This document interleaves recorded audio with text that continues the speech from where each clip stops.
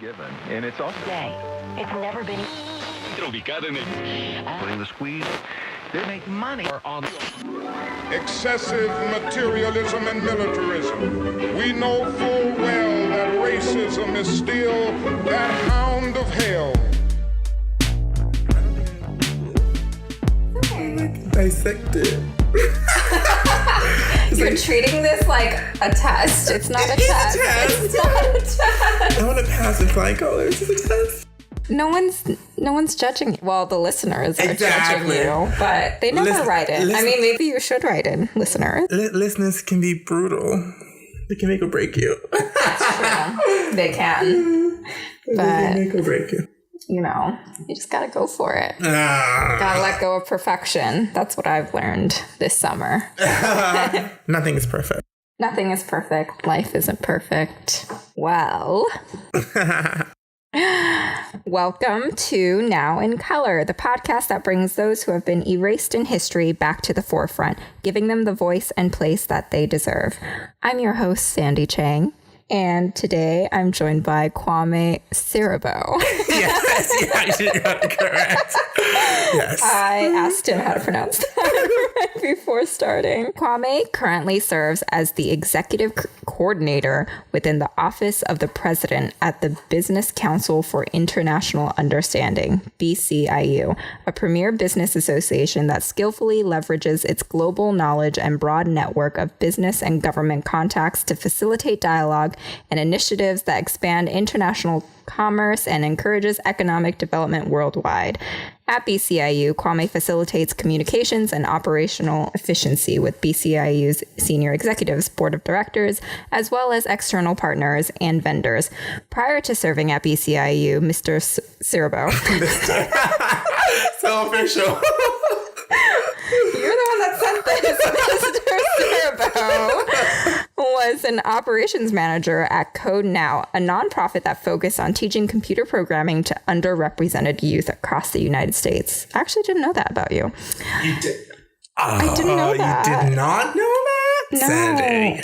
Kwame also has broad planning and management experience, having worked on small and large-scale infrastructure projects in Africa and United Arab Emirates, right? Mm-hmm.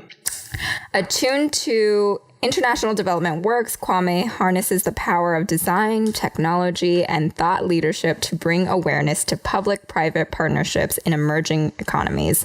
Kwame holds a master's degree in public service policy and management from King's College London and a bachelor's degree in development sociology from Cornell University. Oh my God. He speaks English, German. How do you... It's called tree. Tree? Yes, they're close enough. And Ga. Yeah. Wow, way to embarrass me. You didn't ask. I thought you read it before you could announce it. I forgot this part. I didn't know you spoke so many languages. It's only like 4. That's a lot of languages. I only speak 2. I only speak Mandarin and English. Oh. Yeah. No Spanish? No, it was a mistake on my part to not learn Spanish. Because in high school, I was like, I'm going to learn French for some reason. I took French for 4 years in high school. Yeah, so did I. I don't know why I did that. I mean... What am I going to do with that? Sorry, but I'm not speaking it to anyone. Lots of French-speaking countries in the world. Yeah, like where? Like France, Côte d'Ivoire. Switzerland. I'm never going to go back to Switzerland. Several African countries like Cameroon. Yeah, but okay, the thing is, when I went to France, I tried to speak French, and they were like, stop. Because you're butchering it. So then... I suck at it, so I stopped. They want you to not do the language is close to your heart, okay? It's a pride. It's a pride thing, so... Yeah. Totally understand. Well, I tried. Yeah. So, well, at least you tried, I tried. So I don't speak French anymore, because I don't. I know, like, bonjour. Bonjour, bonsoir. Comment ça va? Comme ci, comme ça. That's a typical response. Comme ci, comme ça. My teacher once told me that I couldn't say that anymore because I was always just okay. Kwame and I met in college. No, we didn't meet in college. No. We went to college. We went to Cornell. Cornell. Together. But we never met each other, which is really weird. Yeah, we're playing catch up now because Yeah. lost years. I know. It's like, So many lost where were years. you? I was next to you. Yeah, literally next to me. I was bro. literally a building away from you in Low Rise 7. But I was in which the is- right 8, which is the Yeah. International Living Center. Yeah, I walked by your building every day. Same. Super miserable there. So far away from campus. I mean, we all had to live on North Campus. We didn't even like the townhouse, like the Eco House. Those were far. Oh, yeah. Like the Eco House was far. It was just like very brutal. It Yeah. was so cold. I was so sad there. I don't know. Then where did you live after? Didn't you live in Cascadilla. Cascadilla? Yeah, so college town. I lived in Oh my Cascadilla god. in sophomore year. Yeah, I sixth lived, floor. I lived on the first floor. I roomed with Tony. Wow. And then where did you live after that? Switzerland. Yeah, then I went to Denmark. Oh my god. And then I came back. I lived in Valentine's Place, which is like What the fuck is that?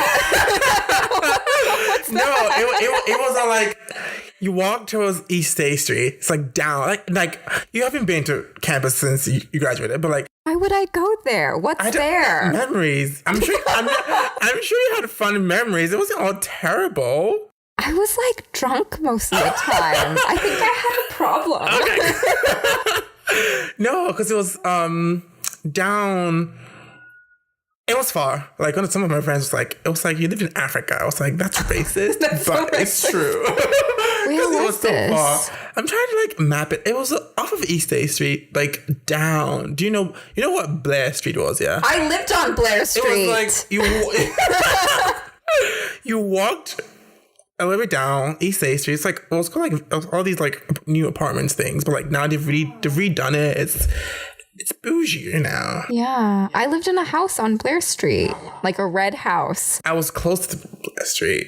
Did you see that red house? It Yes. was like, yes, I lived in that Oh my house. god. Oh my god. With so many boys for some reason. I was the only girl in that house. I had like issues. I don't know what's happening. Yeah. I guess college was a weird time. College was weird. I don't know. I was like dating the wrong people all the time in college. I mean, I guess college is when you get to do all these silly mistakes and be like, never again. A lot of silliness ensued in college. Nope, but it's okay. I'm over it. I just don't know what I'd do there. Like, what would I do? Because I just drank there.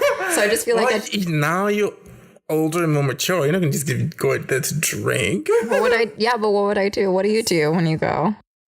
How things have changed and how things have remained the same. Like, you remember Green Cafe? Then yes. It's still empty. Like, it's still empty. Like, Stella's is gone. Chapter House is gone. I never went to Chapter House. I went there once and then I was like, eh. Yeah, I mean, Level B still stands strong. Yes. I was a frequent customer of Level B. Pixel is gone, thank goodness. I didn't go there that often. The Level B was like... Yeah. Fish bowls were my shit. I would drink 2 of them. By yourself? I would be a wreck. I was my a wreck. God. I was disgusting. Yeah. Cool. And then we met in New York, actually. Yeah. In the On New city. Year's Eve. Yes. 20. We had a meet cute. I know. On like what? The 2015 turning 2016, yeah. Oh, wow. Was that? Yeah, because Tony invited me to come over, and then I brought my friend Tien, and we went to like, what was it Williamsburg or Bushwick? Wow. And all started from there. Yeah, And it now did. we're here. We're here. Yes. Yay. Exciting. How are you feeling? Good. Yeah. Yeah, Saturday weekend, 3-day Yes. weekend because I have Monday off. Oh, yes. It is Indigenous Peoples Day. Yes, thank you for saying that. I Yeah. wasn't about to say whatever that day was. Yes. But thanks for saying that. Well, we can get started if you're ready. Am I ready though? For the listeners, Kwame has printed out like 1,000 pages with notes all over it. So I'm ready for a ride. So who are you bringing to life today? Or what are you bringing back to life? I'm not actually bringing anyone to life. I think it's there. It's just, I don't know if you saw the news. Early in the summertime, there was a brawl in I think Flatbush, where this black lady went to this Asian nail place. Oh. Yeah. And then, like, she got beat. Like, literally got beat. And there was a whole thing where, like, there was like, oh, we're going to boycott all these Asian nail salons because they don't respect us, blah, blah, blah. So I was like, interesting. I'm sure there have been times when blacks and I guess Asian Americans or Chinese have worked together. So why? I feel like that history is lost in a way because it's just like. I feel like the anti-blackness and anti-Asian from both communities came out of nowhere. Yeah, it's just like, I don't think it came out of nowhere. Or it came out of white supremacy. Exactly. Yes. But like our overlords in charge always plant these seeds that creates discord. So it's just like, we don't really get to know each other because we're all like, oh, I'm just gonna do what and avoid these people, which is terrible. Terrible, terrible, terrible. For instance, like the whole Asian model minority. It doesn't really reflect on Asians because like the most educated minorities in America are Nigerians and they are black. Yeah. They have several degrees.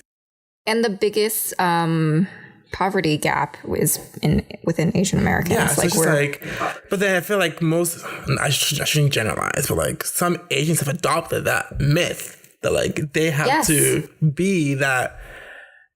I agree with this. I agree with all of this. Model this minority. is my biggest beef with fellow Asian Americans is that they believe in it.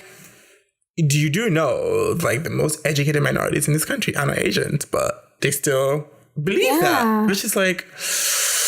Yeah, I almost want to talk about affirmative action. I know, but that's like a whole other topic. That's a whole other topic, but I get really annoyed with just here is where I stand with it. I know that whole Harvard thing happened. That was fucked up. Where Harvard was like Asians have their personality. That was fucked up. Yeah.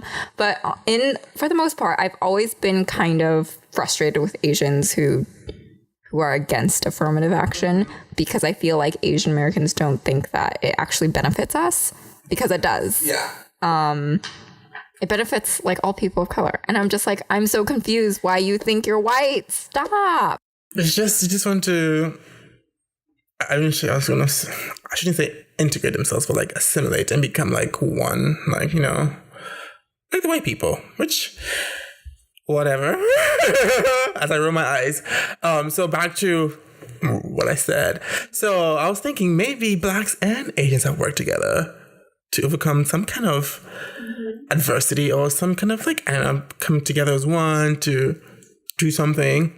So as I was doing my research, I came across Mao Zedong and how he influenced black radicals. And I'm like, what? Yeah, I didn't know this. Yeah. I didn't learn this in college. They didn't teach me this. Yeah. And I'm sure most Chinese Americans don't know this, or even China, because I'm sure it's been erased from history. So I was like, interesting. Yeah, let me dig deeper. And it's a whole lot. Like, I don't think I can. I think I just barely scratched the surface with my 5-hour research. So I was just like, because like W.B. Du Bois met. I was like, I didn't know this. I didn't know he even went to China. All they tell you that he just moved back to Ghana after independence, claiming that like, yeah, it's like the hope of black people everywhere. It was like the first country in Africa to get its independence from like the imperialists or colonialists. So it was just like, yeah, it's like the hope. But I didn't know he went to China. Even like Langston Hughes went to China. Why? Oh my gosh, I didn't. Yeah, I didn't know. I was like, I know. I was just hung out here and just like, you know, chilled and like wrote all these impressive things. But I guess they all had like very like worldly experiences that shaped the way they saw like struggles across the world and beyond just African Americans fighting for like their right to be heard in America. So it was a fascinating entry into, I mean, Mao Zedong has done terrible stuff.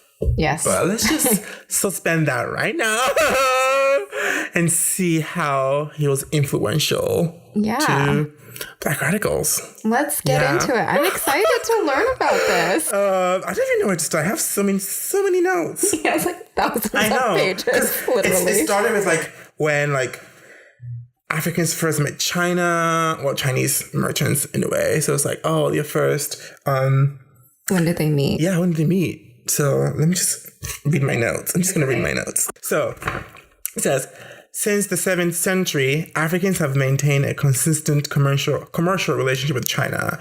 During the Tang Dynasty, Arab traders brought African slaves from East Africa to China. I mean, obviously, it was a thing back then, so terrible. They comprised one of the many commodities in Arabs' large-scale trade with China. During this era, the first Chinese cultural perception of African people were developed. These dark-skinned people were known as Kunlu? Probably saying it wrong. They were described as lower class, ignorant, scary, and dangerous. Oh my gosh, although they were far more enslaved than Chinese, some wealthy Chinese preferred the exotic Kowloon slave. So Black people haven't... Oh my gosh, that's fucked up. This makes me sad. For centuries. And African slavery in China peaked during the Tang and Song dynasties, but the number of African slaves taken to China is still unclear. But at this point, Chinese perception of Africans became more complex. These perceptions range from strong and mysterious to frightening. So I actually didn't know Chinese people had slaves until just now. Exactly. I was like, what? No, but because in Ghana, in the Ashanti region where there is this thing called kente cloth, where it's huge. It's huge. Most African Americans wear it. Like, people think it's native to Ghana, but it's not. It's a mixture of all the trades, people that did the Chinese, because it's made from silk. Wow. And like the Ghanaians put a twist on it. So people think it's from Ghana, but like if you dig deeper, it's actually like fusion. Interesting. That's why it's like when people bring up like what's this word? Appropriation. I'm like, it's complicated than that. Mm-hmm. It's very, very, very complicated than that. Because like, today's appropriators might be tomorrow's geniuses. I don't know. So I try to stay away from those conversations about cultural, like, I mean, I get it when somebody's profiting off something that it shouldn't. That's bad.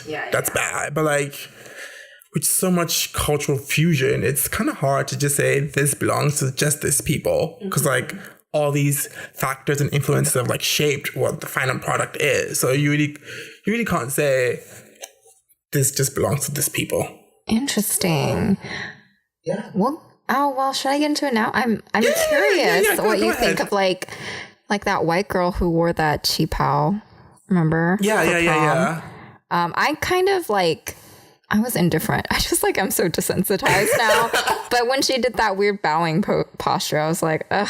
I mean, that was just rude. Yeah. But like her wearing it, I thought if she wanted to wear it, if she's not, like if she generally bought it from like an Asian salesperson or like an Asian store, like I'm like, yeah, because she's contributing. So if she wants to wear that, let her be. Yeah, she's white and she's like wearing something that it's supposed to be like, I don't know what's what I'm looking for here. Significant it is for like the Chinese culture if someone else wears that. It's just like. Yeah, I think the argument is just that like when we as people of color did stuff in school, white kids would always make fun of us. And now it's like, it's cool. But now it's cool. But like, we need to realize like people do change and like perceptions change. Yeah. So like, do we want to carry all that hatred or all that bullying we did into our adult life and just be like, no, you cannot touch this because like you bullied me as a kid or like. Interesting. I don't know. I mean, I feel like I still get annoyed.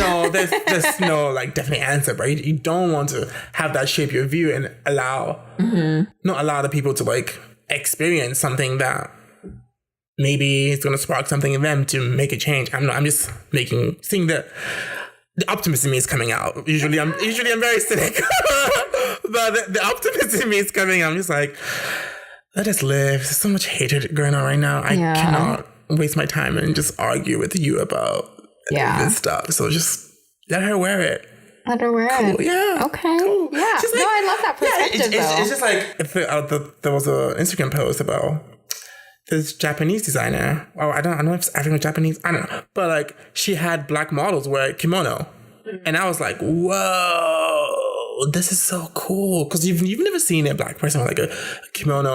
And I think it was a hit because people were like, oh, this is different. Because you typically don't see a black person wearing a kimono unless like they like half Japanese or something. Yeah. Then they will wear it. But like having somebody who has no ties and just model in its kimono. And it was also made with African fabrics. So it was just like, this is pretty cool. Like, if I could rock a kimono, I will wear this, but I don't think I can. So. I think you can. I can see you. I can picture it right now. Picture me in a kimono? I can picture it. It would look really cool. I mean, I'm sure I can rock it, but that's besides the point. So anyway, it was made out of this fusion. All this fusion, because like, how would they get silk to make this cloth? Because silk is not native to Ghana. Yeah. So I love that there was like a trade, like a silk trade with Africa, because when in school we always just learned it was like Marco Polo or whatever the fuck. It's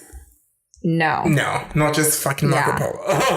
Go away, Marco Polo. Yes.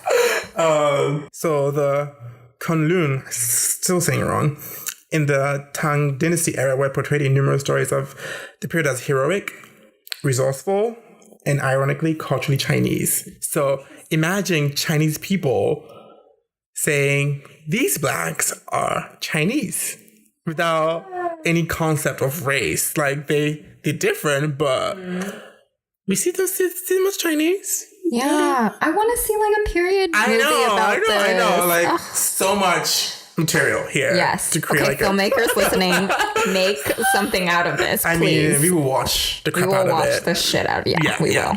Yes. I will repeat every day. Every day I will watch it. The Chinese view of free Africans they met were different. Many Chinese saw these Africans with respect and honor. East African merchants, I'm butchering this name, sorry guys. Zheng Zai, for example, in 1071, arrived in China, was treated with the utmost respect. He and his party were honored as the first African foreign merchants to be received by the Chinese Emperor Zedong, 1077 to 1085. The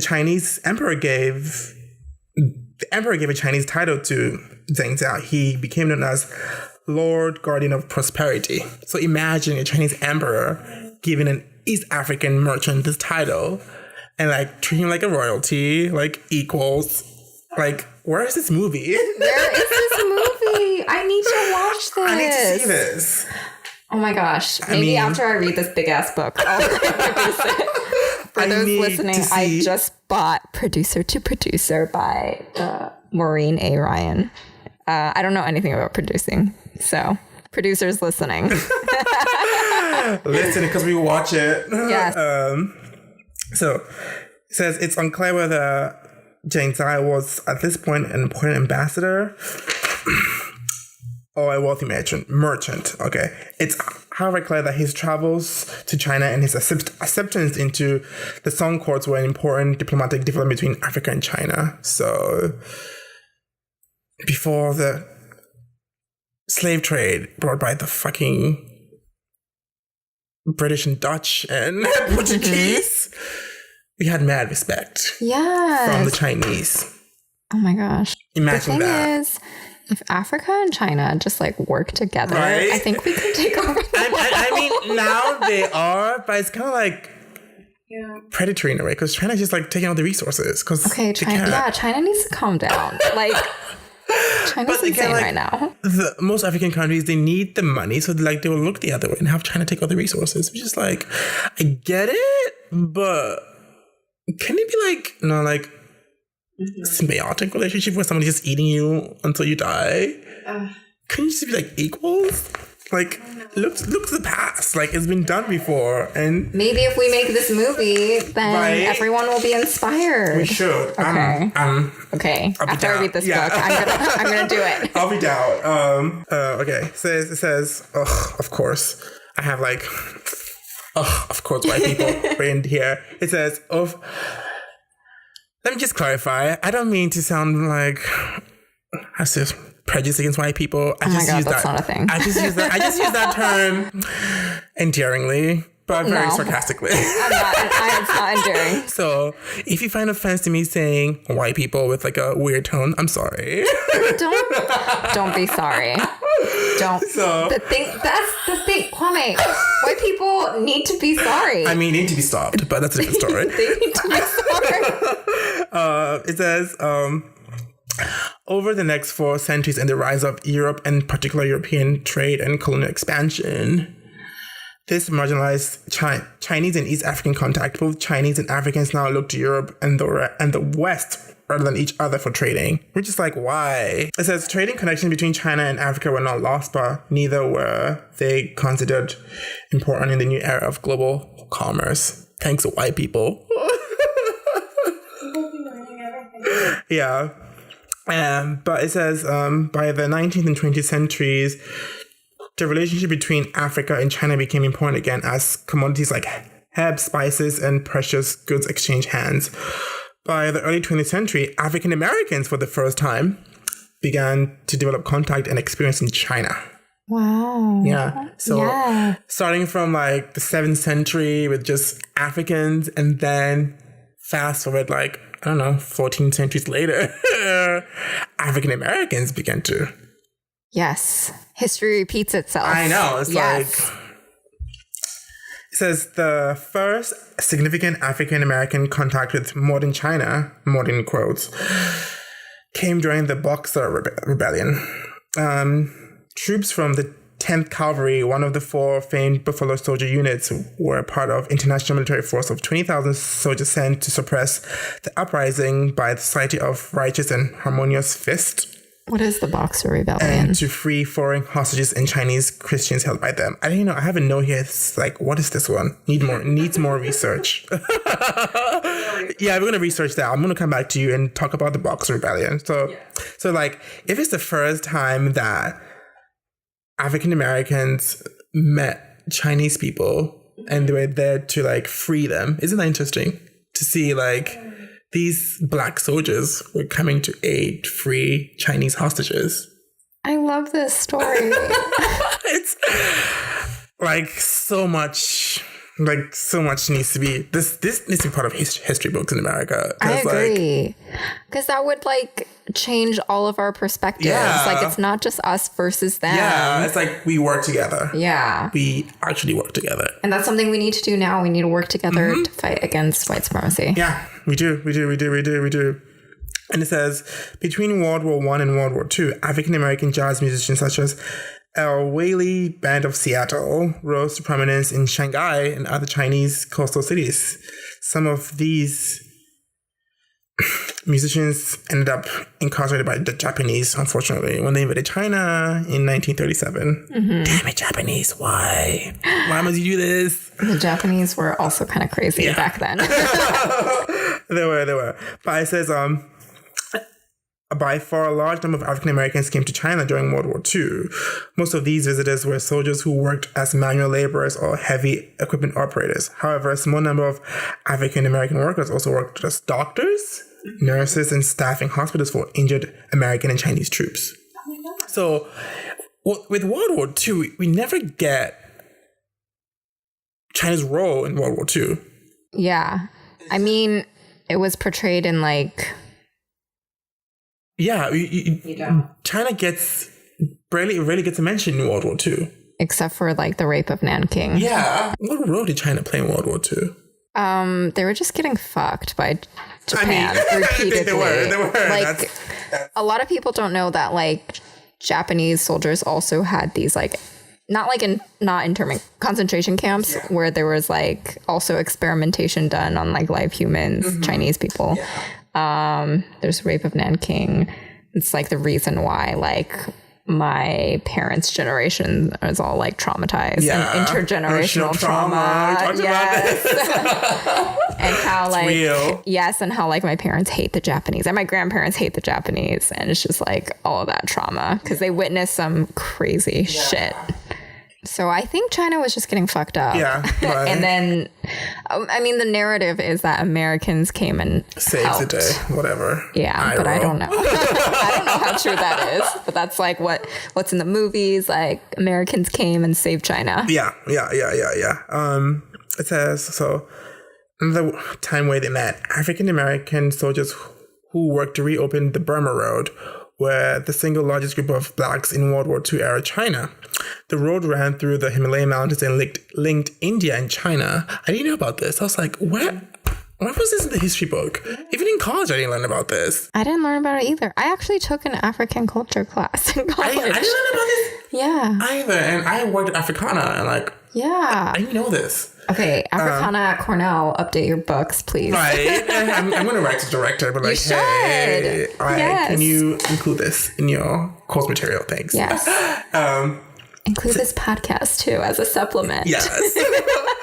It says 6 African American battalions who comprise 60% of the U.S. soldiers working on this project labored side by side with Indian, Burmese, and Chinese laborers to construct the 271-mile Leader Road, which connected to the Burma Road. The Leader Road was later described as a wartime engineering miracle. So imagine this. African Americans, Indian, Burmese, Chinese working together to build this long-ass road, which was called a wartime engineering miracle. Like, imagine that. If they can do this back in like, I don't know, 1945. Yeah.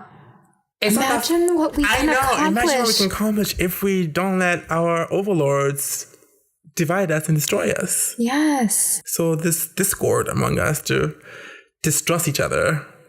Mm-hmm.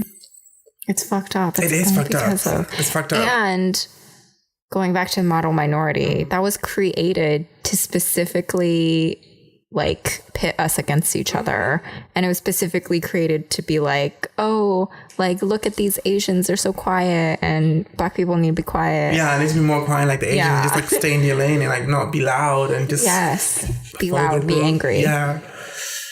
And then China became a communist nation, and you know how that ended up. Cold War. A lot of people actually don't know how that happened. Really? Yeah. Because a lot of people are confused when I say like, well, my parents are Taiwanese, but like Chinese. Yeah, it's like this whole thing. Yeah. Gotta read, people. Gotta read. And then China started recruiting Africans to study at its universities to gain support. I think it was just a ploy, because like I think the Soviet Union also did that too. When like all the racial tensions was high in the US, and like, oh, look at America. Would any like sensible black person want to live there? Wow. Because it's like they're all racist. They're all like they don't like black people. Look at us, communism for the win. So did a lot of black students from America go to?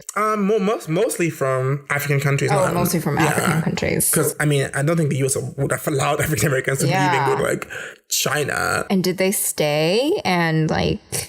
Are there like... Yeah, some of them stayed, some of them left, but most of them left after 1979 when there was a physical confrontation between Chinese students in Shanghai because I guess black students were dating Chinese women. That was my next question. Of course, you know, it's always about these people and their women and trying to protect whatever culture they want to protect. It says the first physical confrontation occurred in 1979 between African and Chinese students in Shanghai. More clashes followed, prompting some African students to return home or be deported. The single largest clash came on December 24th, 1988 at Hohai University in Nanjing. Sorry. When 2 African male students arrived at a party with 2 Chinese women. One security guard stopped the group, claiming that the Chinese women were prostitutes. Scandalous. A brawl ensued, which left 13 students injured. When a false rumor that one of the Chinese students had been killed, over 300 students attacked dorms housing African students. So again. And this is all over interracial dating, which is so interesting because it's still happening. I know, like, it's still happening. Yeah, it's still like like thing. I don't know if you read recently in the news. There was this guy who murdered a black person in Times Square with a sword. Literally a sword. Because he said he's against interracial relationships, and he was going to murder black men who were dating white women in New York City. He was just targeting interracial couples. Was this a white man with a sword? Yes. Oh, wow. I haven't seen that. I did not see that. Yeah. But I see it like with Asian men. Yeah. And again, I'm not villainizing Asian men. I understand what's happening here. It's all because of white supremacy, you guys. But Asian men, there's like this community online that like targets harassment to Asian women who are dating outside of their race. And most recently, that was Celeste Ng, the writer of Little Fires Everywhere. And they like wrote to her and said like, oh, your son's going to develop a mental disorder because you're dating or you're married to a white man. You have a child with him. And I'm just like, you guys need to calm down. Why such animosity? Yeah. And that's the same if an Asian woman dates like a black man or Latinx. Yeah. And it's just like, it's still, I'm just like, it's fine. It's fine. It's fine. But some people still, I don't know. This is like backwards thinking. Yeah, it's so very, backwards. It's not going to help us. Yeah, it's not at all. So going back to the root of my research, African Americans comprise of a smaller and less permanent part of China. Since their first brief appearance in the Boxer Rebellion, a few African Americans have visited China, mostly as famous travelers. The poet and writer Langston Hughes toured China in 1934 after he left the Soviet Union. While in Shanghai, he met with Lu Xun, Luxun. He's the father of modern Chinese literature. So imagine. I don't know. I don't know her too. I don't know her. So imagine like Langston Hughes and the father of Chinese literature. Like, I don't think they say this in English class. No, they don't. They don't. I mean, when people in literature classes, they just talk about like Europeans and Americans, obviously. But I'm just like, I'm pretty sure there are writers elsewhere in other countries that there's translated works too. And there's value to translated works. Yeah, for sure. W.E.B. Du Bois, who visited China in 1936, returned in 1955 as part of a trip around the world. He received with great acclaim when he met with Communist Party leaders.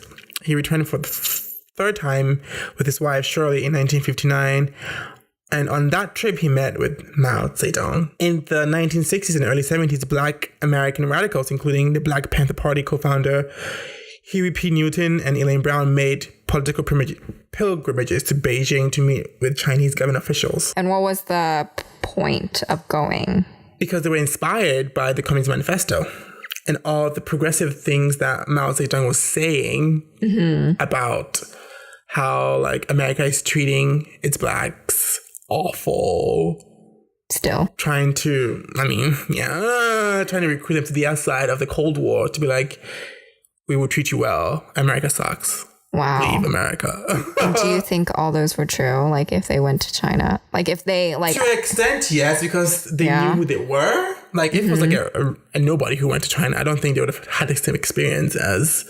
Yeah, because the Communist Party knew who these people were. They've heard about them. They know they read the Manifesto. They are influenced by Mao Zedong, so they don't know who they are. So they will treat them well, obviously. But like if like a random nobody went to China around the time, I don't know how the experience would have been. Well known were left activists such as Harlem-born Vicky Garvin, who lived in China from 1964 to 1970. I actually have stuff on her. I can talk about Vicky. Another radical, Robert Williams, in 1966 began a long exile in China. He was actually I think the CIA was after him, and he moved to Cuba before moving to China because he was very pro Mao Zedong. I was like, black people need to be their own country and like forget America. America needs to be divided into like the white people and colored people. We don't need to be integrated anywhere. So all of these radicals saw China rather than the Soviet Union as the new leader of the Third World liberation. Imagine that. And what's interesting is when I was growing up, like I was forced to go to Chinese school every Saturday and I hated it. But like my mom would always say, she would always be like, China is going to rise to power and you need to know Chinese when that happens. She was like a radical before it was a thing. She was just like, the United States is not going to last. Yeah, it's like you need to know this. Like, it says in official party circles, Black liberation struggles in the U.S. and other nations were applauded, and official China denounced anti-Black racism both at home and abroad. So, like, I mean, like now China's like mum like human rights, like don't talk about it. We don't do human rights, whatever. Blah blah blah blah blah blah. We'll fix it. But imagine communist China were like loud and about U.S. is racist. We're going to be loud about this. Yeah. From like official party stands. And this is so strange to me because like all the Chinese people I know are so anti-Black. Like not all of them, obviously, but you know what I mean? Like the majority of Chinese people are like kind of... I wonder what happened. Is this because they just were not exposed to... I think it's just because of, in what I'm seeing is just, it's been because they watch a lot of films that like Black people are violent and they're all in gangs and they're all like lazy. True. And I think like I literally think that's what my parents think. Like my parents think that is the reality. Yeah, my roommate freshman year, I mean he went to boarding school in the US, so he knew whatever. But he was like, yeah, in China, like his parents said like when he first came to the US, well, like schools like don't hang with Black people, like thieves and like gangsters and like they're gonna like, I'm like, really? Representation matters. Representation matters because this is what people abroad consume. And they're like, oh shit, Black people are violent. Stay away from them. And then, which is surprising because like I think I posted something on Facebook about when Black Panther was like appeared in China and they were like, it's too Black, everything's black. And I was like, really? Yes, I remember watching that. I was like, oh God, you guys. Right. And they don't care that Matt Damon was a white savior. And I was just like, oh my God, I don't care what you think. This is why Asians and Asian Americans are also different in many ways. Yeah, for sure. Because like there was the same thing in Korea, but like I think only a few people didn't like that it was super Black, but like most of the people there were like happy. Like they get to see a different side of like Blacks that they don't get to see usually. And they were actually saying that like Lupita spoke better Korean than the Korean lady they cast. I was like, Chinese communist officials promoted the idea that Chinese people stood shoulder to shoulder with Africans, African Americans, and other people of color against white imperialists. So now we're going to dig deeper into, I have this article that says Black Like Mao. Wow. So it says the official title is Black Like Mao, Red China and Black Revolution. So how he influenced Black critical thinking. And the article starts with like what's this? A popular San Francisco hip hop group that in a song called Dig It in 1993, it refers to the Communist Manifesto and mentions icons like Mao Zedong, Ho Chi Minh, Kwame Nkrumah, Kenya's Mau Mau movement, and Geronimo. In Harlem in the late 1960s and 70s, it seems as though everyone had a copy of quotations from Chairman Mao Zedong, better known as the Little Red Book. From time to time, supporters of the Black Panther Party would be selling the Little Red Book on street corners as a fundraiser for the party. It was not unheard of to see some young Black radicals strolling down dressed like a Chinese peasant, except for the Afro sunglasses. Like, I want a picture of someone like that, like right now, as like my background on my phone. Like, imagine that, walking the streets, like, reading like this little red book of like quotations to be like, yeah, I'm inspired. I want some change. Let's head this revolution. Like Africa, China was on the move, and there was a general sensibility that China supported the Black struggle. Actually, it was more than a sensibility. There were real life Black folk calling for the revolution in the name of Mao, as well as Marx and Lenin. And who cares about those two?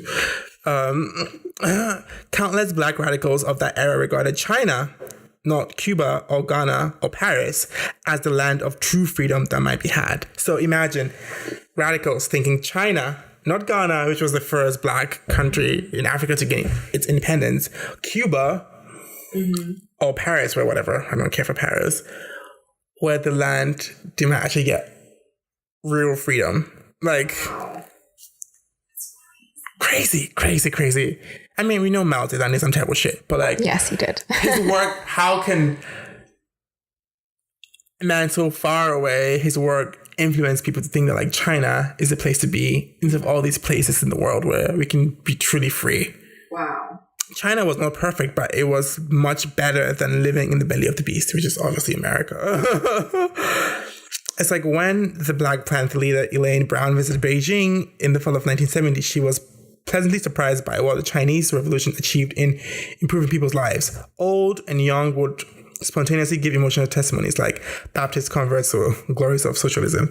A year later, she returned with one of the Panther founders, Huey Newton, who described his experience in China as a sensation of freedom. It's as if a great weight has been lifted off my soul, and I was able to be myself without the defense or pretense or the need for explanation. I felt free for the first time in my life, completely free among my fellow men.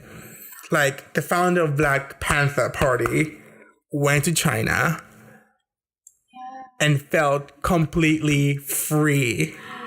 That gave me goosebumps. I know. I mean, I have goosebumps. It's like, imagine that. Like, China, of all the nations of the world, China, he felt completely free. So the question is how Black radicals came to see China as the beacon of Third World Revolution. I mean, I don't really know much about the Chinese Revolution that happened, 1911? Or I forget what year it happened. Oh. I thought it was after World War II. I'm not that smart sometimes. But because I guess it was the peasants who overthrew the last remaining dynasties, yeah? Yeah, the only thing I really know is my grandparents' story, which is my grandparents were nationalists, and then the stories they tell me are horrific. A lot of bloodshed and craziness happened. Revolutions are never peaceful. Yeah, and the story that my grandpa told me was he came home one day from school, and then his brother was a communist, and his brother said, "I'll give you a day heads up to leave, and I'll take care of mom and dad, but I'll give you a day to get out of here so I don't have to kill you or whatever." Not kill you, but probably that. But kill you if you realize so you're not communist. Fled and fled through Vietnam and got POW status in Vietnam by the French and Vietnamese, something like that. Yeah. And I don't know, the scenes that my grandparents describe were so many people were trying to flee, that people would be on the railroad tracks trying to flee, but the communists would be behind them. And then so they would just run over hundreds of people and being sorry, we got to get out of here, basically. Oh my God. Yeah. So that, and families would just be disconnected. But the ending to that story was his brother was, even though he was a communist, because my grandpa was a nationalist, he still had to wear this huge sign on him and go through town square that said I'm a traitor, I'm a nation's traitor or something like that. And people would I don't know, throw shit at him. And wow. Yeah. It's crazy. It is crazy. God. Yeah. But there is something I want to find. Mm-hmm. No one can steal this, but I'm going to find this that's worth millions probably now. Yeah. My grandpa had an imperial stamp from one of the dynasties. Mm-hmm. And because the communists were destroying all artifacts and art and everything, when he was running away, the communists were near him. So he threw this stamp in a lake somewhere in between Vietnam and China. And that's worth millions now. Where is it? We have to go find it. Make a pilgrimage and go find it. Go find it. So all these red books were being passed out in Harlem and everything. And forming all these clouds where they talk about how to revolutionize the Black movement, because the U.S. clearly doesn't care. Yeah. All these non-violent protests are not going anywhere. So, and we need our freedom now. And then what happened? Where did where did this all die out? It kind of died out in, this is towards the end, but in like 1970s when China, I know, supported white South African apartheid. Oh my God, what trade? I know. I was like, when I read those and I was like, no, why? Oh, no. Why would you do that? Yeah. Traitors. China, no. Why'd you have to even ruin it? It was a nice romance. Why'd you have to go ruin it? Oh, were there any like things that they actually enacted? Like the Black Panther or China? Black Panther. No. They didn't. So they were just inspired, but they didn't enact any change. Anytime they wanted to do anything radical, the FBI was always on their tail. Oh, I see. So, yeah, but there are some remnants of like Mao Zedong's, all the little clubs and parties that formed.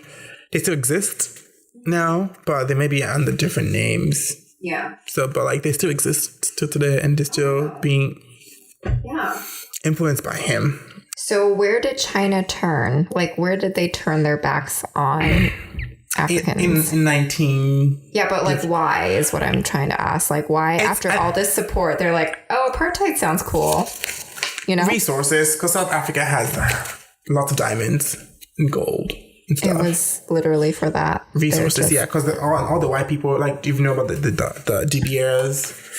Well, I know about like blood diamonds. Yeah, so like it's all like eventually like something's got to give. So so after all these years of support, they're like, oh my God, diamonds, and they're like, bye. Yeah, I think I highlighted it. Let me find it. That's fucked up. It is fucked up. It's just like Crazy Rich Asians. What? Literally. Also, I guess because Mao wasn't alive in 1973, was he? I don't know when he died. I don't know when he died. I was like, I don't know her. I still don't know her. So I'm sure, like, if he was alive or something, things would have been different. But like, you know, when different people come in power, things change, and they either like follow whatever course is set, or they just try to leave their own legacy as well. So it's just like, you have so many papers. I know, it's so funny. All these images of like Mao and like how like all these black artists like saw him, like this one, and it's in black and white, so you really can't see anything. But so the image that he's showing me is called Chairman Mao. Mixed media image by Sang Hong Tu, courtesy of the artist. It looks good. I'm gonna post it on Instagram. Yeah. Where was I? So the apartheid happened. China was like, I mean, that's where the article. I'm sure there's more why they decided not to support social justice movements. Maybe because they were committing human rights crimes of their own. Yeah. I'm guessing so, because like Tiananmen Square, the world was like, yo, what you doing? Yeah. And they're like, nothing's happening, guys. Look the other way. It's like, what you mean something's happening? Like, no, nothing's happening. I just want to talk about this guy who I mentioned, two people actually. Vicky, who I don't think I've heard of. She was one of the few unsung heroes who helped the spread of like Mao's thinking to black radicals. So a Chinese woman? No, she's black. Oh, black woman. Okay. Yeah. Let me start with her story. Because most of the people in here, people have heard like Malcolm X. So Malcolm X also went to China? No, but he was influenced by Mao's Little Red Book, which I need to buy, obviously. Yes, so we can all become radicals. Yes. Like now, radical has such a bad... I guess it's always had like a bad connotation to it. Well, not really. But I feel like in the 19th, 20th century, if you're radical, it means you're like going against the norm and like trying to challenge what's the status quo. Yeah. Like now radical is like you want to burn down the entire world. Yeah. I think people are too polite and moderate. Yeah. I don't know. I'm just like, I think there needs to be something crazy that needs to happen. Not that I would be good at that. I would probably just die. I think we'll all die too, but it's just like, yeah, we need something radical to like change the way people see things. Because like now it's all like complacent, like I don't want to do anything. Who cares? I'm tired. Some sleep. Yeah. So I don't know what that is. It's terrible. But so I'm just gonna read this. It's quite long, but I think it's worth knowing who Vicky and what she did was, because I mentioned her in the previous article that I wrote. So I'm not an I wrote that I read. It's actually the Ghana-China matrix. So the Ghana-China matrix is perhaps best embodied in the career of Vicky Garvin, a stalwart radical who traveled in Harlem's black left circles during the post-war period. Raised in a black working-class family in New York, Garvin spent her summers working in the garment industry to supplement her family's income. As early as her high school years, she became active in the black protest politics, supporting efforts by Adam Clayton Powell Jr. to obtain better-paying jobs for African Americans in Harlem and creating black history clubs dedicated to building library resources. After earning her BA in political science from Hunter College and MA in economics from Smith College in Northampton, she spent the war years working for the National War Labor Board and continued on as an organizer for the United Office and Professional Workers of America and National Research Director for and co-chair of the Fair Employment Practice Committee. Damn, girl, mad titles. I mean, black women rock, so what can I say? yes. During the post-war purges of the left in the CIO, Garvin was a strong voice of protest and a sharp critic of CIO's failure to organize in the South. As executive secretary of the New York chapter of the National Negro Labor Council and vice president of the National Organization, Garvin established close ties to Malcolm X and helped him arrange part of his tour of Africa. Garvin joined black intellectual exodus to Nkrumah's Ghana. So this was when they were moving to Ghana because America was a bad place to be, where she initially roomed with poet Maya Angelou and eventually moved into a house next door to Dubois. She spent 2 years in Accra, surrounded by several key black intellectuals, including artist Julian Mayfield, the artist Tom Feelings, and cartoonist Ollie Harrington.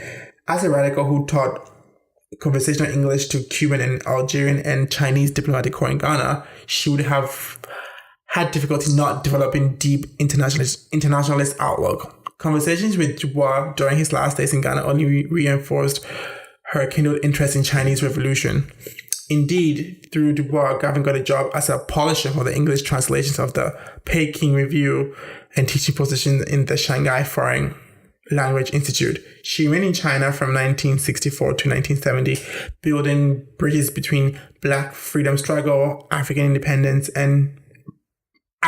movement, and the Chinese Revolution. So she was critical in that. That's where her story stops. I wish they went further. Yeah, I kind of want to know seems more. like a badass. Yes. And what's her full name? Is Vicky what? Vicky Garvin. Vicky Garvin. Yeah. Got it.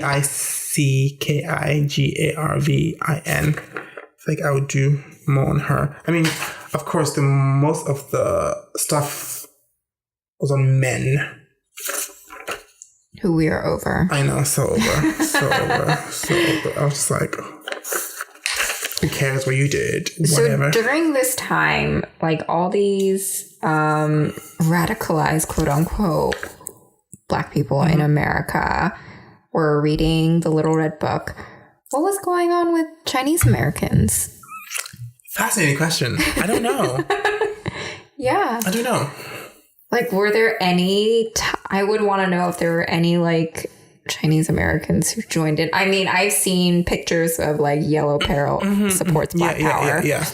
So I wonder if that was, like... That was also a little bridge that happened. I'm sure. Because, like, even looking, like, all the civil rights, you see the sprinkle of, like, Black people in there who you're like, yes, thank you for doing this, thank you for showing up, thank you for showing solidarity, thank you for coming. But yeah, great question. Like, where the Chinese Americans reach out, or did they just want to stay away. Yeah, because there were definitely, the yellow peril. Yeah, I'm sure if they went to Berkeley, obviously they will like join. But like in other places, I doubt it though. Yeah. That's a great PhD question. I should have gotten my PhD. I mean, yes, you should have. That's like a lot of work. Can someone give me like an honorary one? I mean, I'm doing an entire podcast. I mean, yes, you should totally deserve it. But I do think they may have some outreach. Or maybe like were Chinese Americans so over communist China. Was it? I'm thinking, when did the Chinese Exclusion Act stop becoming like a law of the land? It was actually during World War II, I believe, because then it was a new person to blame, which was the Japanese Americans. They were just like, whoops. I mean, the Chinese are great. The Japanese, not so great. Because they would have cartoons of like, this is how you tell the difference between a Japanese person and a Chinese person. Yeah. All these clubs that were like formed by like Mao's thinking, they remained silent on like women's liberation. Like it was very masculine. Yeah. But then like when you mentioned how Mao, I think they also highlighted when Mao said women hold the other half of the sun. Sky, yes. Sky. Yeah, it says,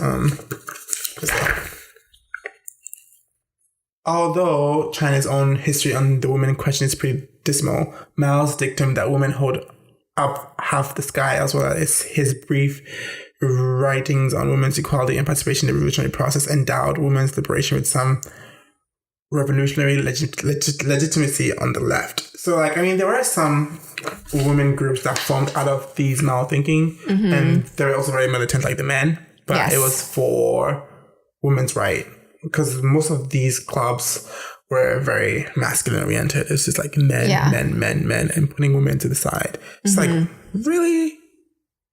I mean, Vicky Garvin was a woman who she was just like over. But it's just like, men, why? This is why we need intersectional feminism.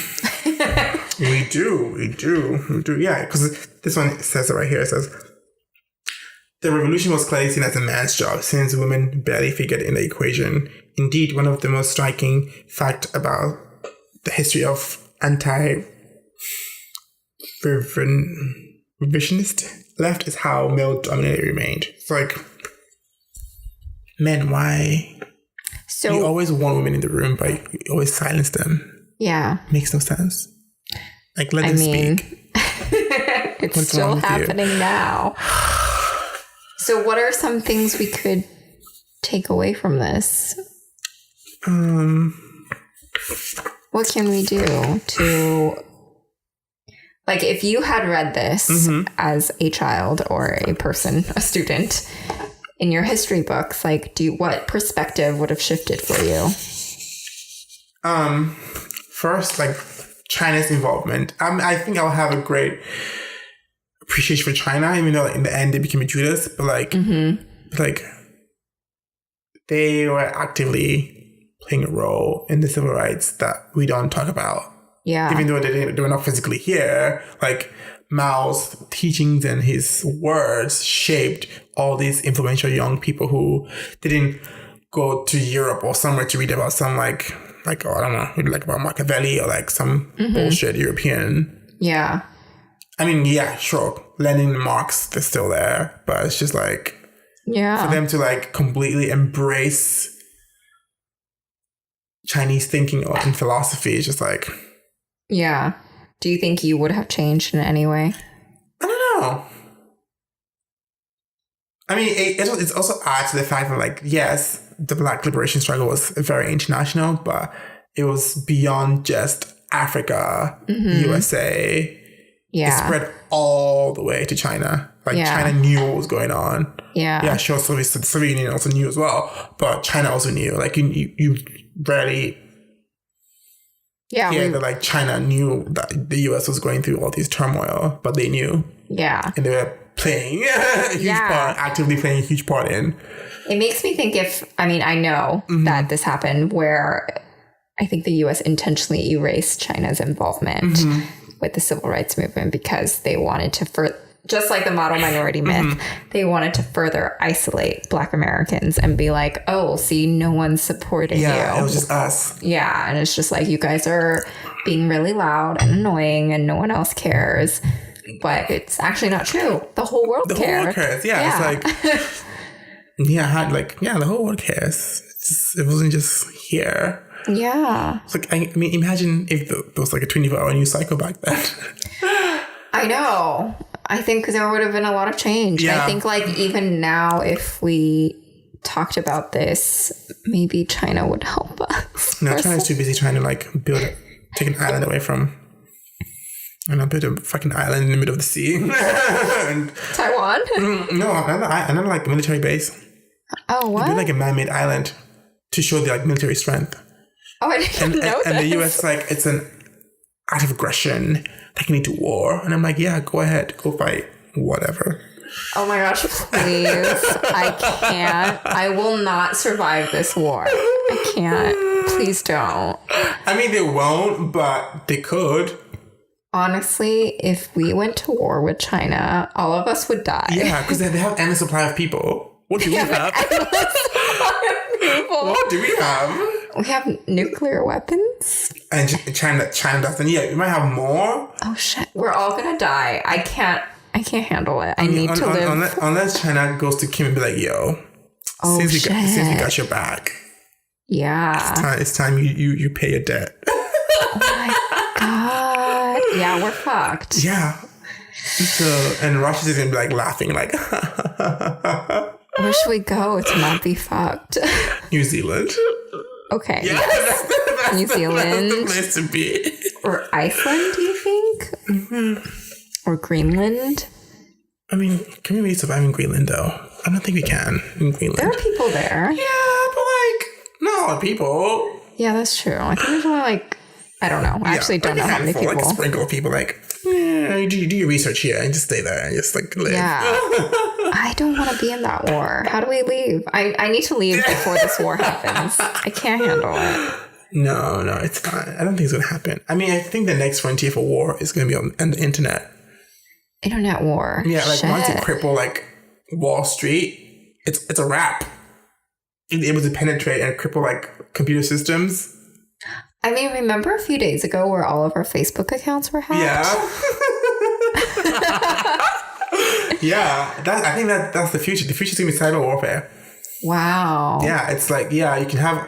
Yeah, so like when America boasts about having all the biggest army in the world, I'm like, yeah, you cut all these costs to train people to be in the cybersecurity field because you want to show like you have the biggest penis, the biggest jets and the biggest ships and the biggest whatever, stealth machines and blah, blah, blah. The next frontier of war, it's all cyber. Oh my gosh. And we're not ready. And what's going to happen? Russia was able to like hack their way to Facebook. Yeah, what's going to happen? You think they're not going to hack their way into Wall Street or the government? Yeah. And shut down like if they get acts like power, electricity, water, we're fucked. I can't One handle things go down, it's like, yeah, we're all going to be bowing down to our supreme leader. And be like, yes. I'm scared. I don't know what to do. I'm not ready for that. That's why you need to vote. People, vote. That's why you have to vote. Please vote. That's why you have to vote. I hate it when people tell me they don't vote. It makes me mad. I think it's interesting though, because like I was talking to my friend about this, who was born here, because I think I made her mad because she was like, why should I vote? Like she's like, it's not gonna change anything. Mm-hmm. And like New York is a blue state anyway, so like it doesn't matter. I was like, yeah, but it does. It does matter. It does. She's like, yeah, I live in a blue state anyway, so I'm like, yeah, don't say that. I mean, the reason why my grandparents would flee and run over people in railroads to go elsewhere was for their right to vote, you know? Yeah. No, she said something that was, I think people who, their families, I guess immigrant families, they value voting because it's like... Yes, we do. Yeah. Yes, we do. They do. Because like those whose family came here, I don't know, from Ellis Island or some bullshit thing. They don't They don't Those really. Irish families.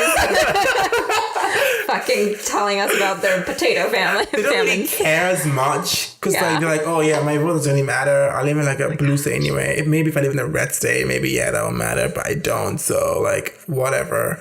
And I'm thinking about it. Like most of the people who say, I guess in my circle, who are like, yeah, whatever.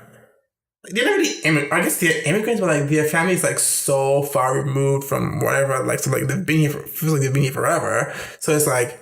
Are they mostly white people? Yes. Yeah, it's mostly white people who tell me they don't vote. It's and just then like, wow, having the luxury of just saying that must be really nice. Yeah, it is a privilege to say that. To like not have that intergenerational trauma. And just be like, yeah, my vote doesn't matter. It's blue state anyway. Yeah, because like it is what it is. For me, growing up, like my parents would fly all the way to Taiwan to vote. Yeah, and I'm just like, that is that important to them that they would board a 16-hour flight to go vote. Yeah, it's like, and you can't even walk out of your house to go to the nearest school. Yeah, and just like put in some check marks. Yeah, so it makes me really mad when white people say that shit to me because I'm like, you are so lucky to live here. To have that privilege. Yeah, to say that I don't care. Yeah. It doesn't really matter. I'm just gonna not vote. Always vote. I know, always vote. Always vote. Yeah. And I wish, well, with your topic, I wish we could talk about like why there's like so much tension between Black Americans and Asian Americans because there is. Like we don't talk about it. We don't. Because it is so black and white, unfortunately. Yeah, because I think it's all like, I guess they're trying to play like the Minority Olympics, see who, I don't know. It's just like, what? To see who suffered the most. The most. It's just like. Yeah, I see that a lot on Asian American forums. It's don't do that. Yeah, it's like we're all suffering from PTSD. Yeah. Let's just say that. Yeah. And we need to get together and just. Yeah. I was like, like reading all this, it just hit me because when I was in Hong Kong, right, 2 years ago, people really stared at me. Like they didn't stare. Like now it's all making sense. So like, yeah, Hong Kong was a British colony, whatever. So like they're more like cosmopolitan than like mainland China or whatever. But like people really. Even in Taiwan, they didn't stare at me or whatever. But here, every time I used to go to 8th Ave in Chinatown, in Brooklyn, people would just randomly stare at me. Like, what? I'm like, it's America. Why are you staring? That's so weird. I know, it's so weird. I'm just like, I guess because that part of don't really get Black people coming there because they're so out of the way. Yes. On Canal Street, nobody cares. It's just far away. They just want your money. So it's like they don't care. But like over there, like people used to stare at me all the time. And I'm like, what is this? Like, this is New York. Why are you staring? How can we bridge that? I don't know. I mean, I've tried in these forums that I'm a part of. And especially during like the whole Black Lives Matter movement, I like tried talking with my fellow Asians about this.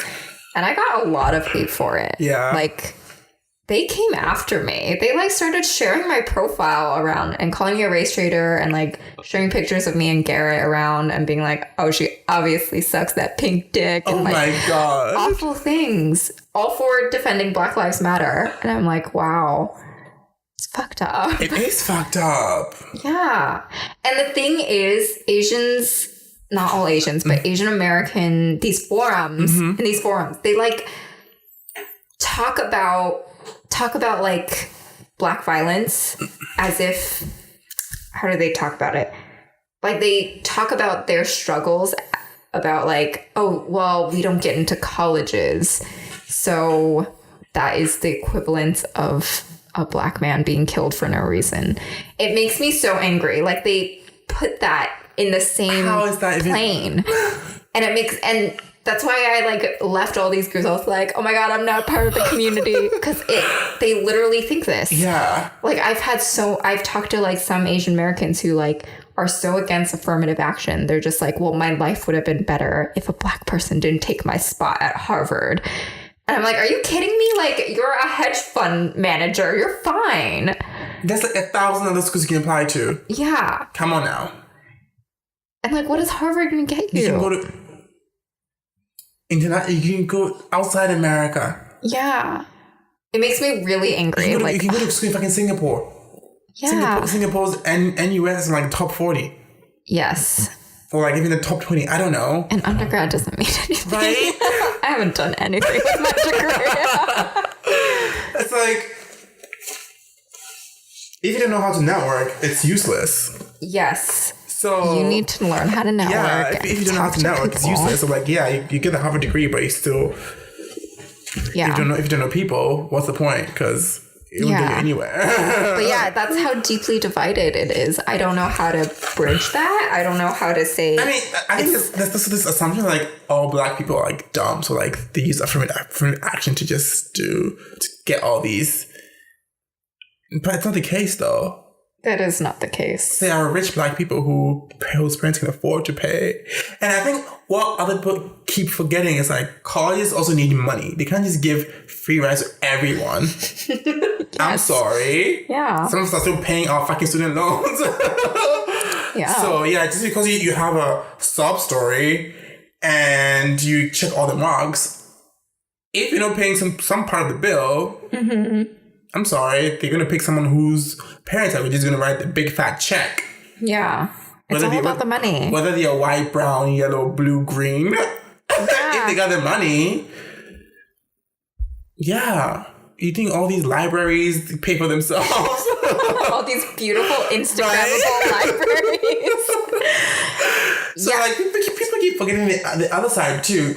Yeah, I mean, schools aren't supposed to be like a business, but like they need money. Mm-hmm. And also these are historically white institutions. Yeah. So like, why do you keep begging for a spot there? I don't know. We went to Cornell and I did not feel great there all the time. I didn't feel inspired. I don't know. Maybe I I just felt like the Asian community there was like all about finance. Oh yeah. And I was just like, I want something other than that. Well, obviously I have a podcast now. Obviously look at us now. We're not finance bros. I don't want to be in finance. And like, I felt like if I said that, I was like, I don't know. Yeah, it was either like finance or pre-med. Yeah, and I'm just like, God. Just like, oh God, go away. So boring. Not that, like, no. It's fine if you choose that path, but just like, all these robots are just like, okay, whatever, bye. Yeah. No life. Have a passion outside of fucking pre-med. And like, do you actually want to, or is it your parents telling you to? Exactly. I don't know. But hey, whatever. Yeah. What do they want to do? So how are we going to bridge this gap? I'm trying to think because, I mean, I guess I'm lucky because I have all my Asian friends. I'm mostly like woke in the sense that like they know. Yeah. So it's like we can have these conversations, but like, what about the ones that are not woke? There are a lot of them that are not woke. They're still asleep. They're still asleep. They're still sleeping, and it's because they've bought into the model minority myth. I don't know. I think it's just because like college doesn't really help because like it doesn't. College is supposed to bridge the gap, but it doesn't. Like even it makes the Cornell, gap bigger. Before they had all the minority institutions like at like 3632 I don't know on Thurston Avenue over the bridge where they had the old. I have no idea what this is. They moved all the minority groups from Willard Straight because they were all dispersed across campus. So they moved them from Willard or wherever they were. Like I worked at Willard Straight. Like the LGBT Resource Center was in Caldwell. Some other thing was in some other building. So like they moved all of it to like 626 Thurston Ave. So like I think the top floor was the LGBT Resource Center. The bottom was the AC3, the Asian American Coalition. That Tony worked there, like senior year or whatever, and during grad school. And I think Alana was there too. BSU, like they moved all the groups to be so they can have that dialogue with each other, but they didn't. Yeah, but there needs to be a dialogue. How do we do this? Yeah. Maybe we should do a workshop panel, but I'm scared. I think people are going to kill me. Yeah, people would just bring all like the trauma that they haven't like been allowed to release. It's gonna be too much. You just need like a trauma specialist to be there.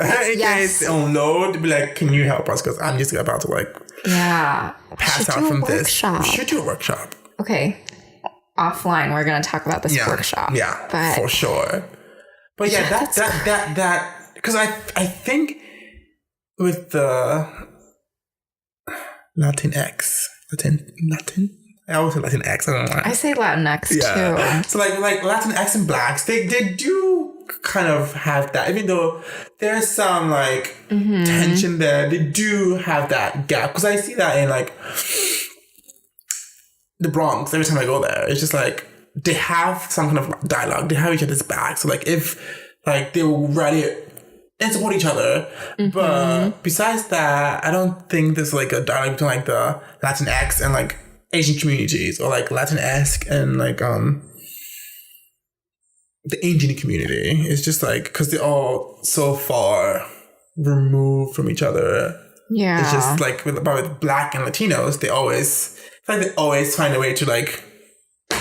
They have some kind of shared experience. I don't know what brought them together, but they do have some kind of shared experience. Like you can see that at like all the back to Cornell again, all the multicultural fraternities. It was always a mixture of like Black and Latino, Black and Latina. Like there was that like open dialogue. But with all the other groups, no. It was just there wasn't solely like even the Asian fraternities were so removed from everything. I had to party at PD Sci freshman year. You what? I had to party at PD Sci freshman year. Oh, I went to PD Sci too. Who didn't? Didn't go to PD Sci. Yeah, I like still remember their living room for some reason with the dance floor. Yeah, right. See, this is like why I don't have memories of when I was just drinking. Terrible. PD Sci. I wanted to date some boys at PD Sci, but they didn't like me. I was too white. Suck. According to them, I was too white, which is fucked up. I've been called too white my entire life. I don't care. It's whatever. No, I'm not white though. Yeah, I'm not white, but people just say you act white, so it's like whatever. I stopped caring after like a while. How do you stop caring? It really bothers me because I'm just like, yeah, I'm not white, but if you think I'm acting white, whatever. Just because I like white people things doesn't mean all these things were made for white people, but whatever. Yeah, I don't know.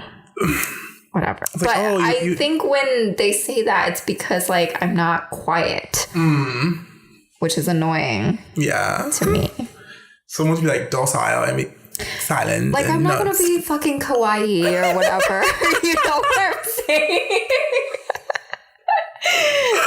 Just want you to just sit there and just not talk. Just look. Just sit there looking pretty. Like no, look at me. I'm so pretty. I'm just doing this and that and that and that and that. That's not gonna be me. Yes. But where are we going? How are we gonna bridge this gap? Yeah, the gap. The gap. I don't know. This is really hard. I've been trying to bridge this gap for a while. I think we need like how oh my god, I'm forgetting her name. The girl who beat Venus on the Naomi Osaka. Yeah, she's Black, half Japanese, half Haitian. Yes, and when she won the U.S. Open, they refer to her as Japanese, just Japanese, instead of like Black Japanese. Yeah. So like now people are like calling out Japanese people for saying she's Black too. She's not just Japanese. So it has started bringing awareness, like all these half mixed race Japanese people don't really think are Japanese because they're not like white or don't have like light skin. Yeah. So it's like now just having to think like you cannot just be like, ooh, there's multiple versions of being Japanese, not just like what we portray as like white, light-skinned Japanese. She can be like Black Japanese, which is fine, just because you still maintain. I mean, it's not going to fly in France because like the French are like, no, we're all just French. You're gonna be African French or like Algerian French, you're all French. But I think we need like a Blasian.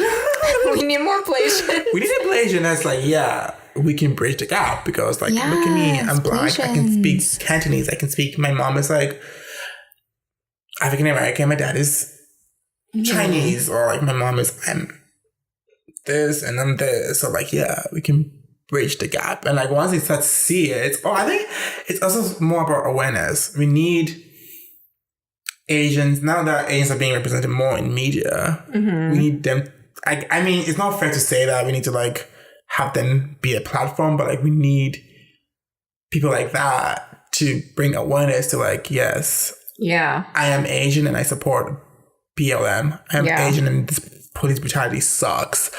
I am Asian and I believe this affirmative action lawsuit by this racist lawyer is wrong. We need the loudmouths to be able to say that and start that dialogue. Because if we don't, it's going to be hard to try to bridge the gap on our own because it's just the two of us. I know, it's just us. We don't have We're the star nobody. power. Who's going to listen to us? No one. Maybe like 3 people at the most. Yeah, actually, I'm not going to say my download numbers here. But more I mean, than 3 we people. can. Listeners, if you want to help us start this dialogue. Because we want to start it. Like, we want to talk about it. Because, like, if Mao was able to radicalize Black men, who would have, like, and that was, like, this was, like, what, 70 years ago? It's not that far away. Yeah. It's not that long ago. It's pretty recent. Yeah. Yeah, and I think, like, well, listeners, if you want to like tweet at us, that would be amazing, or leave an Instagram comment. That would be great because like I think it's time for the Asian American community to confront our implicit biases, which everyone has, but we need to really talk about how we are fucked up in a lot of ways. And yeah. Yes, it just has all to do with the trauma. We have to do some trauma work. Yeah, I just like let it all out. Yes. Maybe we will start a workshop. Maybe. Okay, so stay tuned. Kwame and I are going to start a workshop in New York City. I mean, yes. Like, finding like a workshop space and... Yeah, that's what we're going to do. Maybe we should pitch it to the... What's the Asian museum down in... Museum of Chinese in America. Yeah, Mocha, yeah. Yeah, I like that space. We should do that. Pitch it to them. They can they would love this. Okay, we're going to pitch it to Mocha. Yeah, we should. Mocha, listen. Yeah, and then we can go to the museum of the one in Brooklyn. It's Mokata? The African American Museum, because they also have like... Oh, yeah. We can join we can bring them together so we don't have to do it. We can do the intros and they can have this person do it. Oh my God. Oh my gosh, I'm so excited. Yeah, let's do this. Stay tuned. Stay tuned, listeners. Yeah, but as we're wrapping up, is there anything you want to add or plug in your life? Anything you want to advertise or just something you want listeners to take away? I don't know. I don't have anything to plug. Just keep reading.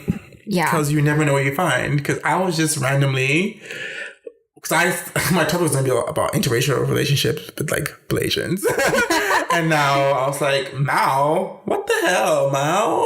Yeah. Like, this is fascinating. So just keep exploring like North Face. And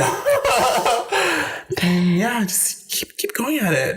You never know what you find. That's true. Keep reading. Stay curious. Lifelong learning. Please subscribe to this podcast. Yes, you should. Amazing. Yeah, I'll be back. Yes, Kwame's going to be back. We're on iTunes, Google Play, Spotify, anywhere you can find a podcast. We're on there. And you can follow us on Twitter at now_incolor. And also on Instagram at Now in Color Podcast. And on Facebook. Yeah.